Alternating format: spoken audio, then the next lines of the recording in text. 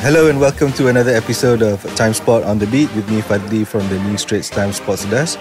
Today we have two trail runners with us in the studio, Ewegene Tan and Carly Balmforth. Eugene is also a trail run event organizer, and he'll be speaking about his latest event with us later during this podcast. So I'd just like to welcome both of you to the studio today. How are you guys? Thank you, Fadli. All right. Yeah. So we were speaking earlier, and I just mentioned that trail running is still a bit niche in Malaysia. Yeah. It's not new; it's been around for a while, but maybe not everyone knows what exactly trail running is about. So maybe Eugene, you can just explain a bit how it differs from other forms of running. So basically, trail running is actually a fast-growing sport here in Malaysia. There are in total more than 10,000 trail runners in Malaysia at the moment. All ages, all levels, from beginners till the elites. We believe we have got more than 10,000. And how does it differ from other running? Basically, trail running requires one to go into the trails, and or shall I say path. It can be a mixture of terrain, and it's just not on the road per se. Yeah. All right. So I'd imagine that running on a trail, you have a lower impact compared to running on tarmac. So it's believed that if you were to run on the trails, the recovery process is much more faster in comparable to running on the harder road, surfaces, whereby the surface are harder. Yeah. All right. What other benefits do you think there are to trail running? So basically, when you run trails here in Malaysia, you actually run into the forest or into the jungle, for a secondary jungle, I would say. And the benefit of it is that one would be able to go through, or shall I say, benefit from the forest bathing ritual. So why a lot of people is going to the trail to walk on a daily basis, to hike, for example, is because it helps them to distress. And these are some of the benefits from forest bathing ritual. Yeah. All right, Carly, maybe you can just share with us how you fell in love with trail running. I started hiking actually when I first lived in Malaysia. I had no idea trail running existed. I thought it was crazy, the idea of running on trails. And then I moved to Thailand. I took part in a race there. And then when I came back to Malaysia 2 years ago, I entered lots of different races. And like Eugene says, it's that stress release. It's that freedom that you get away from work, away from life. It's a really great experience. All right. So are there really a lot of trails available for Malaysian runners to go on? Yeah, basically on the weekly basis, on the weekend, there's actually a lot of races happening these days in Malaysia. It's nothing new, and basically one can be a social trail runner, or they can be a competitive trail runner as well. It depends on their want and needs, what satisfies them, and they will do accordingly. Yeah. All right. So, Carly, maybe you can share what are your favorite trails in Malaysia? I guess the one I go to more often is Bukit Kiara, just because it's so accessible. It's close to my house. There's lots of different training paths that you can take there. So you can do an easy run. You can get easy elevation in quite quickly. And it's a really great location. So I'd say Bukit Kiara for sure. Penang has some great trails as well, if you can get out there. We were just in Penang this weekend with the Sky Race. And Taiping, obviously. Very good trails up there as well. All right. So you're also a competitive trail runner, is that right, Carly? It depends. It's an elite. No, if I'm doing well in the race, I'm competitive. If I'm not doing well, I'm training. Okay. All right. So how did that start? The racing bug start with you? I think again, it's just that being able to switch off from work, and I have a very bad sense of direction. So if I go into the trails alone, I'll get lost, guaranteed.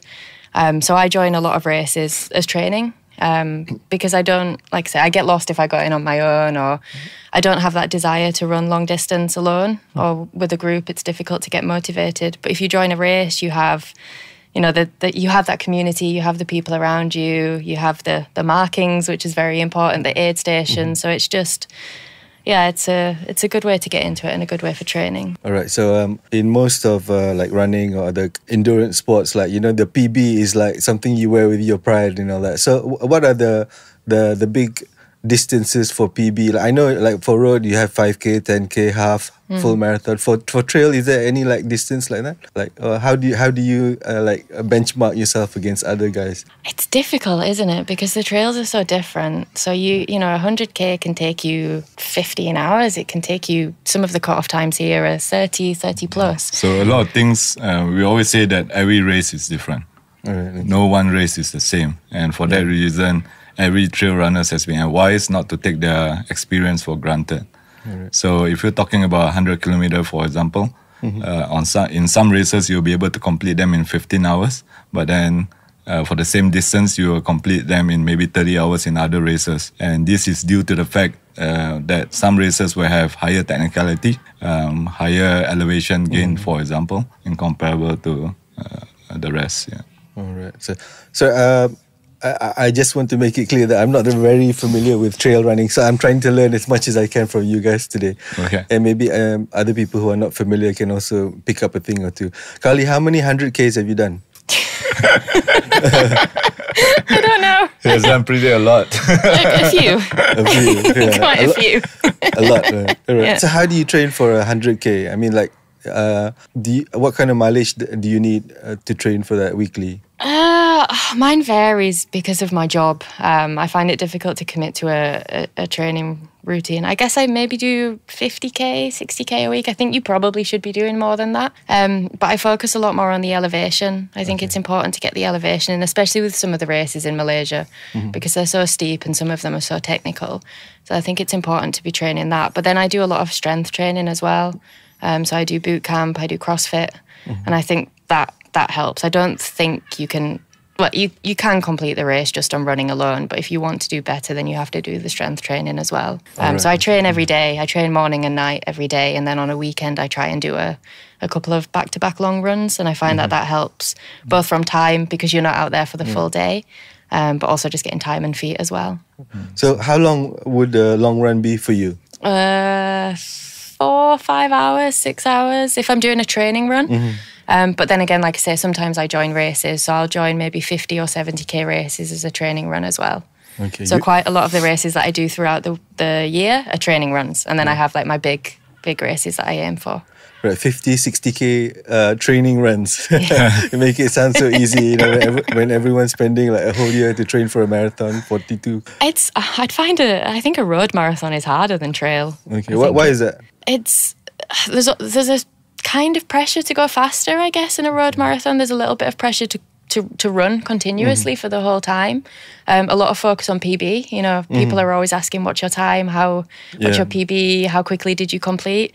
Trail, you come in last and everyone's like, yeah, well done, you finished, you did it.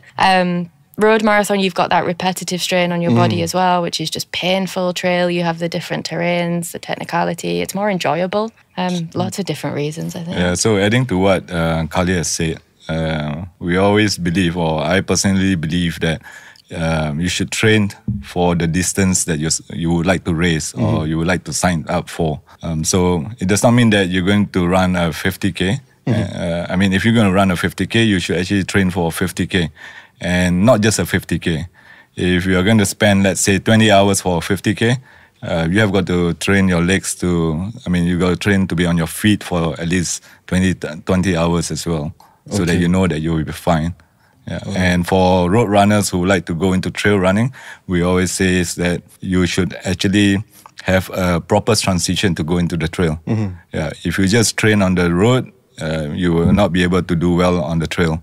In fact, you are risking yourself to injury. Yeah. Okay, I think Carly just now mentioned the importance of strength training.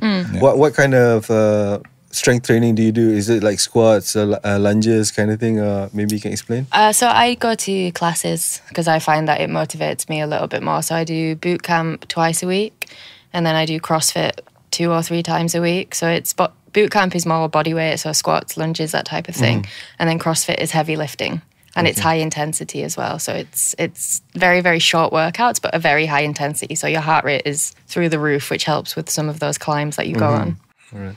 I think you guys have both mentioned climbs a lot. So like when you prepare a trail for a race for people to come, how do you categorize the climbs? Like in cycling, you have category 1 to 4, and then the greatest one, the most difficult is horse category.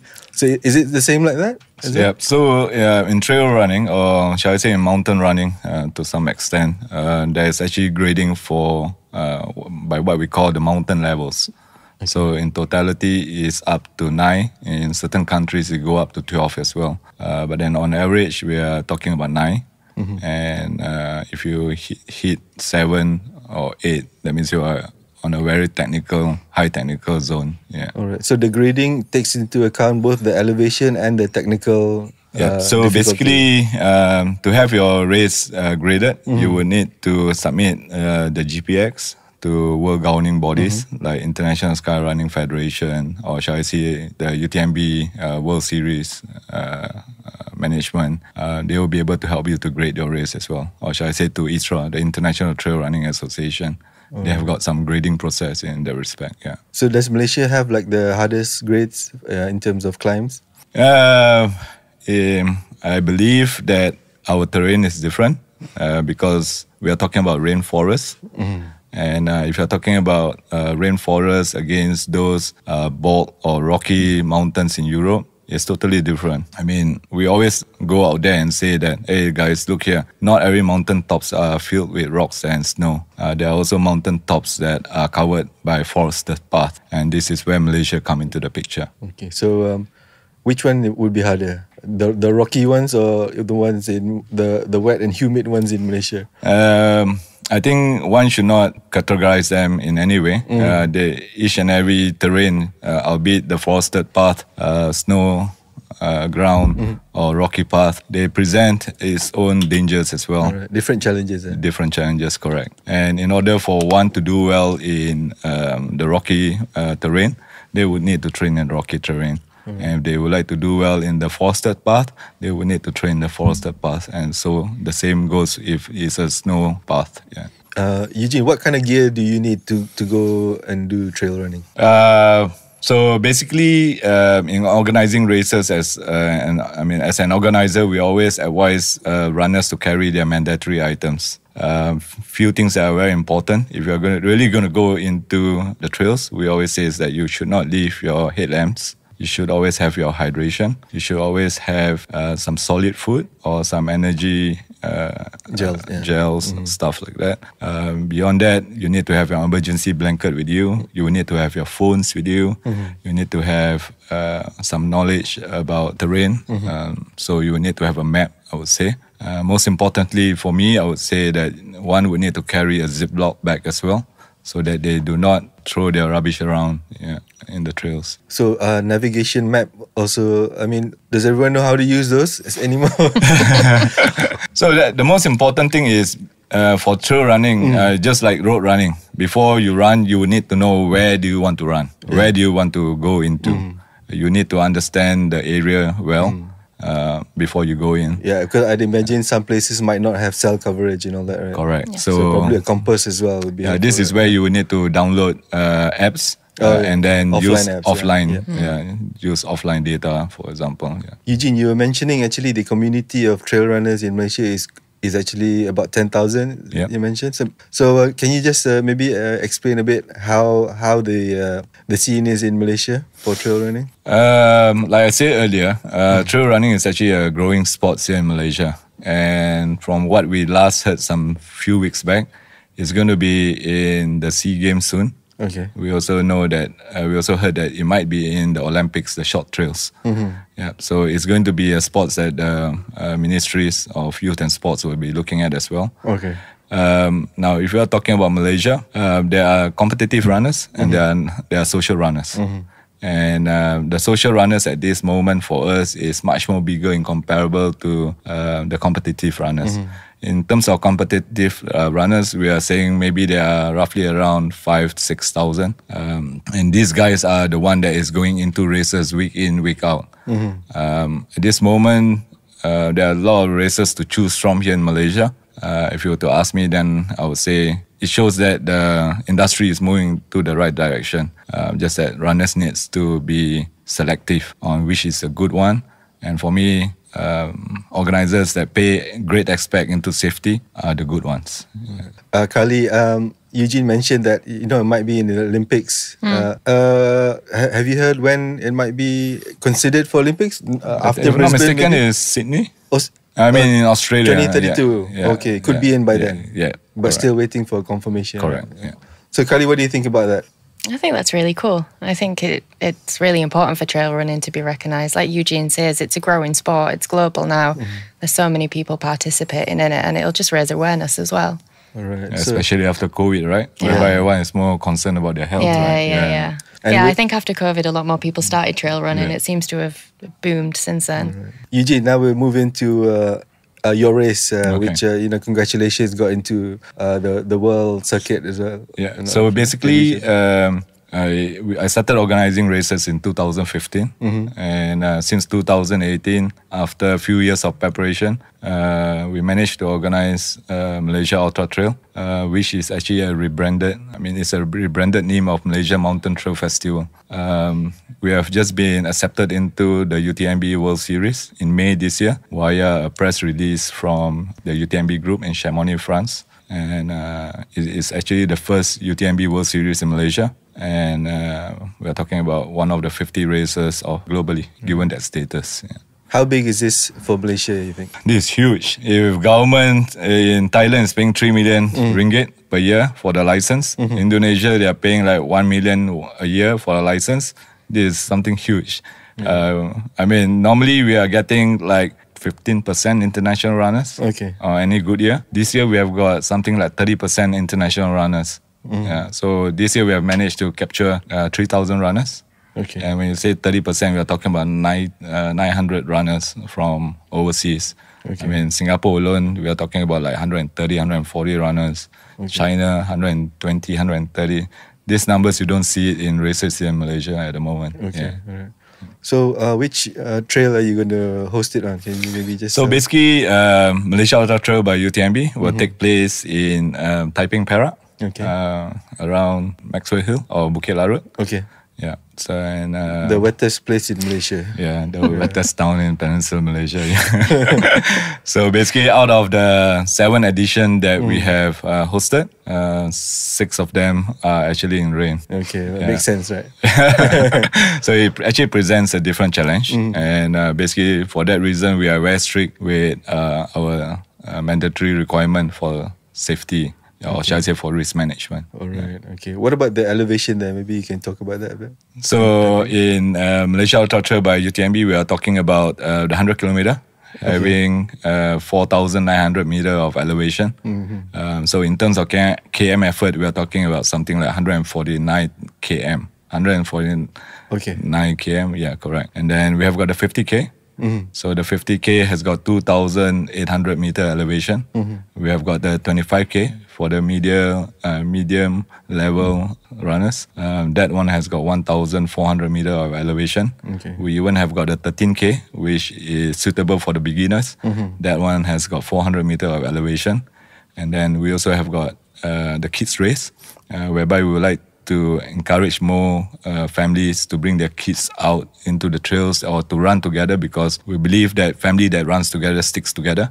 Okay. And for that reason, for the kids race, for those from 0 to 6, there is a 1 km race.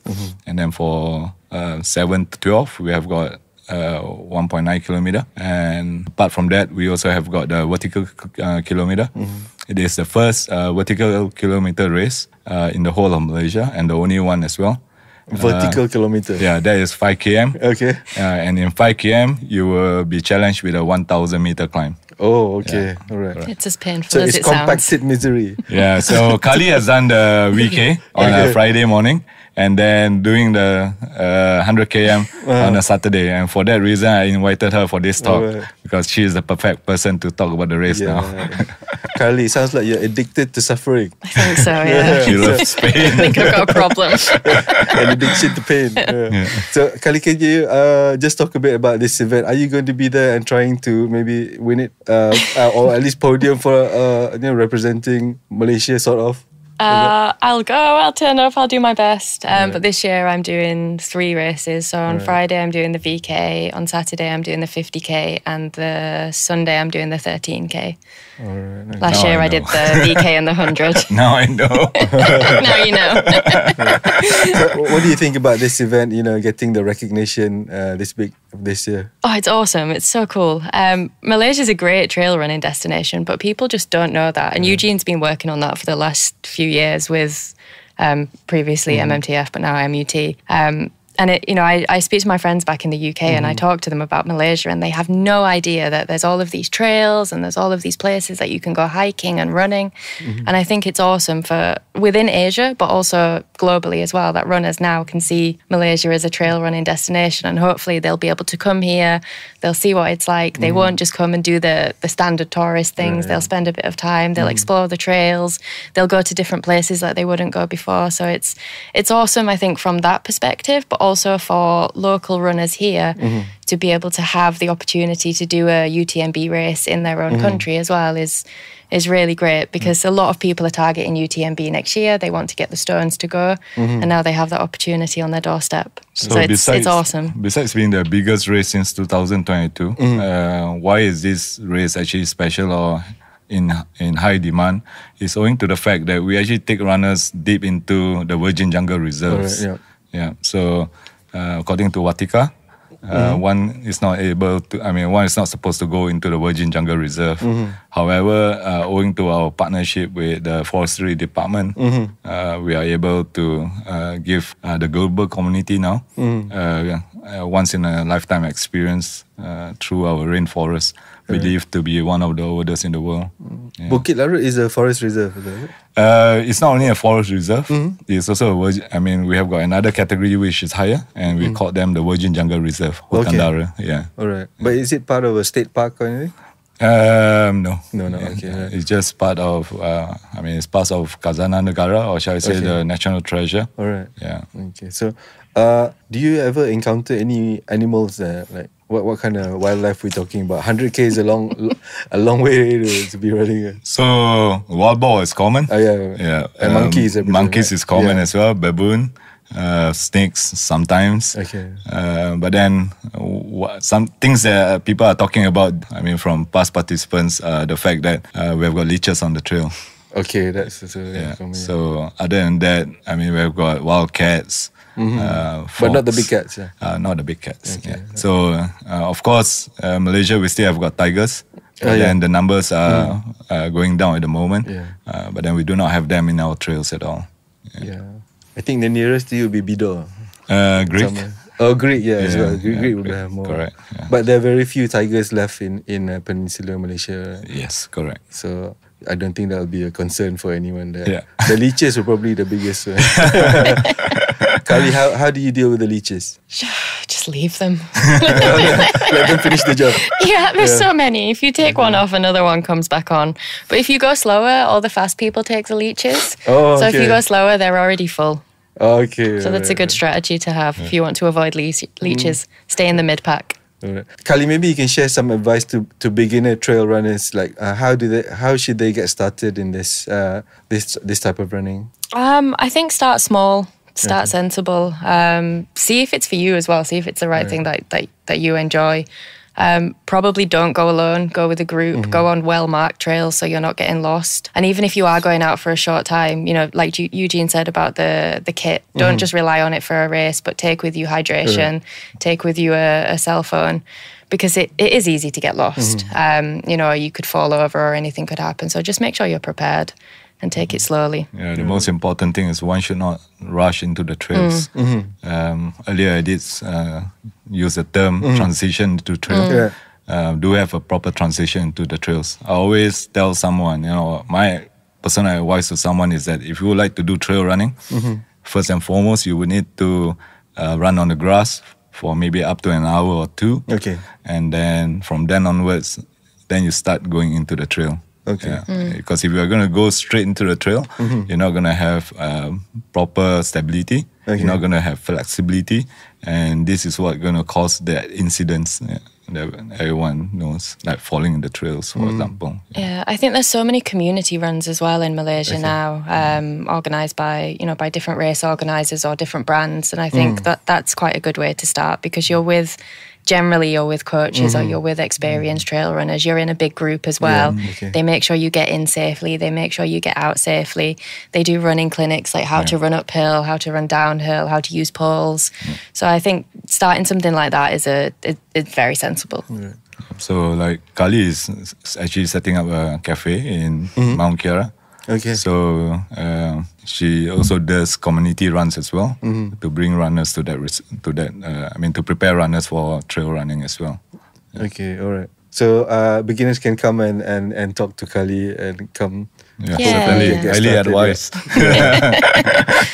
No, that's why we're setting that up. It's right on the edge of Bukit Kiara.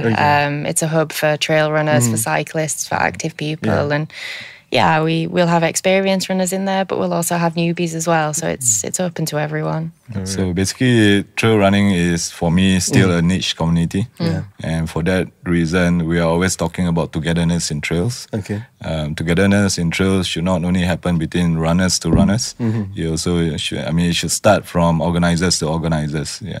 In that way, when everyone works together, we are able to enhance the standard of athletes, and we are also able to improve the standard of organisation of races here in Malaysia as well.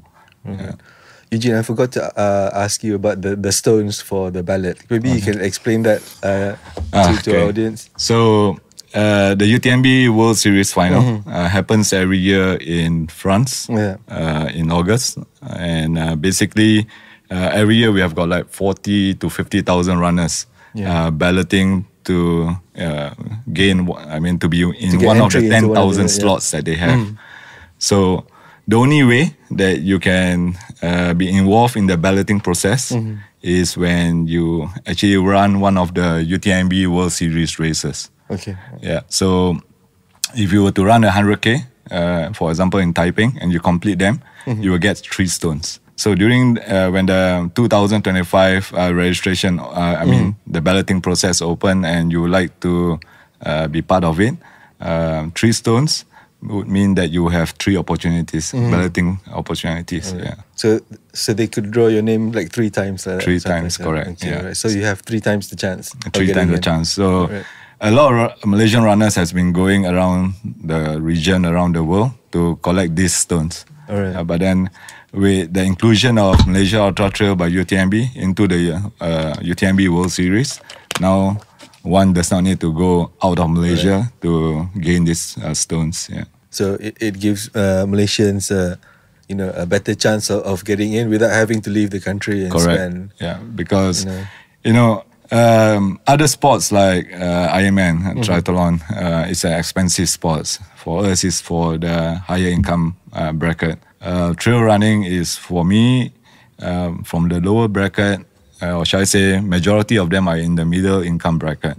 Yeah, so many people with families, with cost of livings that are increasing, they will need to actually save for every races. So by having our own UTMB, the Malaysia version of UTMB here now a reality, runners can actually race in Malaysia, try to gain entry to the World Finals, and then represent the country in Chamonix. Yeah. Eugene, just now you mentioned as well that trail running might be in the SEA Games. Yep. The Thailand SEA Games there next year, or Malaysia? I can't remember the country, but then the one that I heard is going to be 27, 28. Oh, Malaysia, that should be Malaysia. 22, correct. And then I also heard that it's going to be in the Olympics as well. Yep. Yeah. So works are being done behind the scene. Yeah. For example, last week we have got the Asia Pacific Trail Running Championship in Korea. So it's going around. And yesterday we actually organized the Sky Running World Series as well in Penang. So we are doing our best to put Malaysia on the global running scene, trail running scene. Yeah. So, in endurance sports, typically athletes with higher VO2 max will excel more. But in trail running, is it the same because the distance is very, very long, right? Stretched out 100 kilometers instead of like a shorter, higher level? It does not mean it does not matter whether you do the short distance or higher distance. At the end of the day, your training should have. You should have interval plans in your trainings. You should have recovery plans in your trainings. You should also have what I call spending time on your feet session in your trainings as well. The most importantly, if you are going to run into a trail that is technical, make sure that you include that technicality into your training plan as well. Carly, what do you think? Is it Carly, do you think Malaysia has the talent to do well in like SEA Games level trail running? Have you seen like some really fast Malaysian guys? Yeah, there's some really strong runners here. I think definitely there's the opportunity, but I think a lot more needs to be done in terms of supporting the runners here and promoting them and helping them on their journeys as well. And I think having the awareness and having more trails and having more opportunities like UTMB will help that. But there's some outstanding runners here, really, really strong.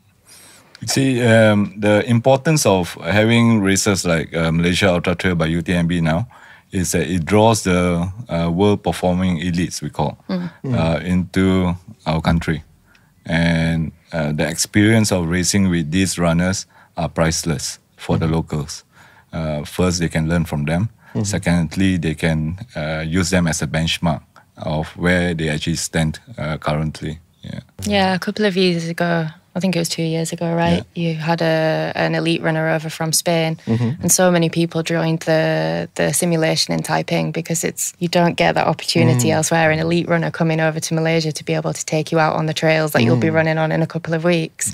I think it was really well attended, and everybody really benefited from the experience. So in organizing races, we are not your everyday organizers, as we say. Why? Because we are truly looking at ways to actually develop the sports further and also to bring recognition to the country, And for me, when you were to invite global elites into our show or having them race in our race, it will actually open up Malaysia to the global community as well. So I think we're going to start wrapping things up now. Yeah. So Carly, maybe you want to say something to finish off our session today? What do you want me to say? Maybe what is your hope for trail running in Malaysia? I'd like to see it continue to grow. I'd like to see more girls getting into the longer distance. Right. I think that would be good. There's some really, really strong female athletes here, but I think the participation rates of females in the ultras are always smaller. I think they're. I don't know what it is. I don't know if they're maybe a little bit worried or apprehensive. I think that would be really awesome. All right. So at the moment, from that 10,000 you mentioned just now, Eugene, what percentage is the women? So we are talking about maybe 40 women, 60% is men. However, when you talk about being competitive, then it drops to 20-30% on every races. All right. Okay. So what would you say to get women in, to encourage them in? How do you sell it to them? It's difficult, isn't it? Don't be scared, I guess. Don't compare yourself as well. I think there's a lot of, you kind of look at other people and think, I can't do that. Or they're really fast and it's not for me. But it goes back to what I said earlier about road running. It doesn't matter if you're the first across the line or the last across the line, as long as you train for it, you work hard for it, you enjoy it and you finish it. And I think that, going back to the trail running community, it's so supportive here. It's so encouraging. And we have respect for the fast runners, of course we do, but we have respect for those runners that have, if there's a 32-hour cut-off, they come in at 31 hours, 59 minutes, because they've had a hard time out there. They've been out there the longest, they've struggled, they've been through all the rain again, and they still manage to finish. So I think it's just have a little bit of confidence and don't be scared. And the fact that in countries like Malaysia, or shall I say in Asia, most of the time, women are supposed to stay at home. That belief. We need to get away from that belief at this new age that we're talking about. Yeah. All right. So, Eugene, anything else to add before we end the podcast? Hope that everyone will support us at Malaysia Ultra-Trail by UTMB. if you can't run, just come over and join the party. Okay. It's going to be the biggest year-end trail party in Malaysia. Is admission free for spectators? Yes, of course. Come along. So basically, hope that with Malaysia Ultra-Trail by UTMB now a reality, we hope that it will encourage more runners to go into the trail running scenes. We also hope that more Malaysians will gain entry to the World Series finals. And also, we hope that the standard of organization of trail races here in Malaysia will be further increased. And of course, we hope that the race will now be a good example on how we can use trail running as an important medium to contribute back to the community or to the locality of where the events is held. Okay. Contribute back. How is that, Ewegene? For example, now when we talk about trail running being, Malaysia Ultra-Trail happening in Taiping, it's going to bring back the glorious day of Taiping, whereby the return on investment is going to be huge. We're talking about almost 18-19 million as of now. And when we have got more foreign participants, they come alone today. If they have a good time, they'll bring their families as well because of the uniqueness of our hospitality, which is brought about by our multi-ethnicity, multi-racial. We are a multi-racial country, right? We are a multicultural country, and it actually, it's special because it's one of its kind in the world. So Malaysia truly Asia hospitality, I would say. All right, I think that's it for this week's podcast. I'd like to thank Ewegene and Carly. Thank you for not only coming here but also being the earliest guest to come to the studio ever in the history of this podcast. We always say trail runners is the most disciplined athletes in the world. So there you go. Thank you so much for being here. Thank you. That has been another episode. So you can catch our podcast on Spotify, Audio Plus, and Apple Podcasts. And see you in the next one. Thank you. Thank you.